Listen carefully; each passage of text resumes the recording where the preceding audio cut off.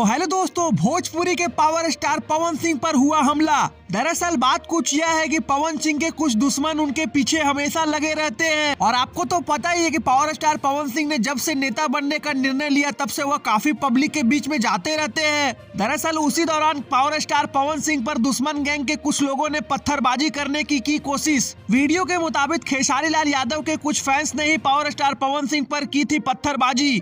आपको बताते चले दोस्तों कि खेसारी लाल यादव को भी हाल ही में मुंबई के शो के दौरान कुछ फैंस के द्वारा लिफ्ट में घेर लिया गया था। सोर्सेस की माने तो वह सारे fan power star Pawan Singh के फैंस माने जाते थे, क्योंकि वह सारे फैंस खेसारी को पवन सिंह का नाम लेकर ही कर रहे थे टारगेट। तो इसीलिए खेसारी फैंस ने भी दे दिया है पावर स्टार पवन सिंह को करारा जवाब। हालांकि जिसने भी पावर स्टार पवन सिंह पर किया था हमला उसे पुलिस के हवाले करा दिया गया है, क्योंकि पावर स्टार पवन सिंह कोई छोटे मोटे आदमी नहीं है।